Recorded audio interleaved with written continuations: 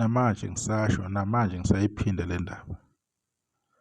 Umculi kulonyaka ongakayithatha advantage yokuthi akhiphe umculo wakhe bemstream abantu bemupha amamiliyoni uyobe uziyekele yena.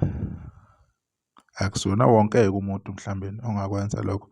Kodwa uma uzazi ukuthi une fan base, une following, uyaziwa emcimbini emkhulu suwadlala kuyo, yiso isikhathi esiright lesi sokuthi uzibeke ebalazweni.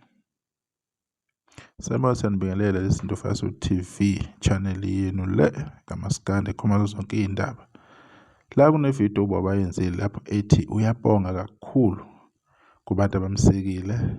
Siyabona ukuthi umsebenzi omuhle eniwenzele ukuthi uhamba kanjani. Especially le ngoma ethi umzila wenu. Yenza kahle ingoma ku Spotify, yenza kahle ingoma ku YouTube. Ngiyathemba yenza kahle na kuma iTunes. Iyona into esifunayo ukuyibona le kuMaskandi.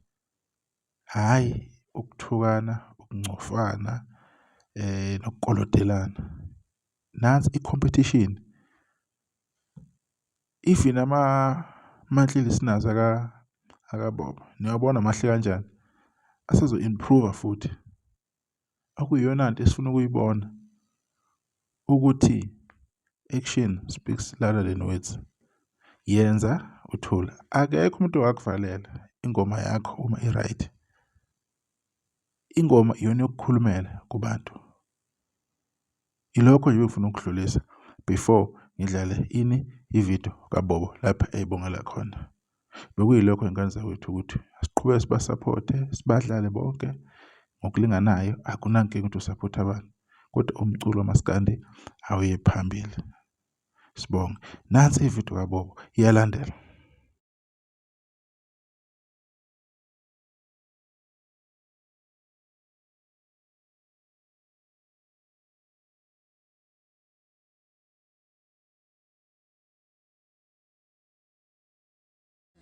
Ngithunywe uNkulunkulu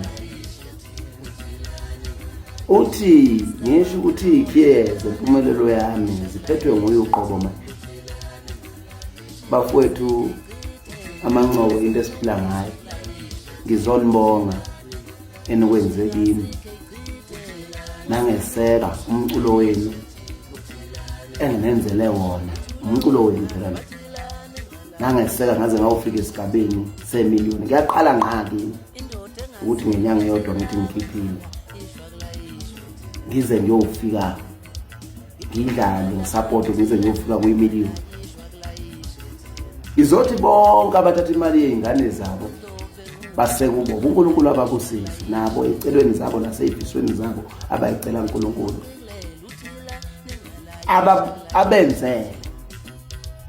Abenzele ngoba nakimi nakho bakwenzile abantu. Angikhethe balala umuntu wonke nje obe nesandla kulomculo wami engukhiphele mina, obe nesandla wangidlala wakhanda ivideo wangiphosta. Ngithi uNkulunkulu ambusise. Ngiyabonga abafowethu kumlando kimi omkhulu ukuthi ngenyanga yodwa nengiphi imiliyoni. Ayike imiliyoni lemali ngoba abanye bazoyitsho ukuthi senginemali engangemiliyoni. Cha sengisho nje imiliyoni lama viewers. Ngiyabonga nje kakhulu bafowethu kwande la nithathe khona. Ngiyacela futhi niqhubeke nidlale le ngoma ethi umzila wethu. Ngiphinde ngiguqe futhi nakubahleli bemicimbi ukuthi bahleli bemicimbi ngiyanicela lapho engona khona kini ngicela ningixolele.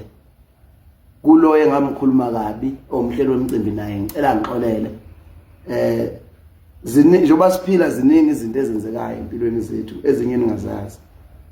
Ugcine usukhuluma lezinto ezimbi kumhlelo wemicimbi noma usukhuluma kabi ngenxa yokuthi mhlawumbe umbozwe yilezo zinto zobumnyama. Bafowethu nansi ingoma ngikhiphile yomzila abantu bayesekile ngendlela yokungibonisa ukuthi bona bayangithanda abanankinga nami ngiyanicela ke bahleli bemicimbi ukuthi ningijabulise ngokuthi ningiqashe ngihambe ngiyojabulisa abantu laba basuke bekhona bezobukela imicimbi yini. Mawukube khona ngakusho kubi kini ngicela ningixolele. Ngumuntu wasemhlabeni wonke umuntu ukhula ngamaphutha. Ngiyaxolisa kakhulu ngabona. Ngicela nje bafowethu ningiqhashe. Ngiyabonga.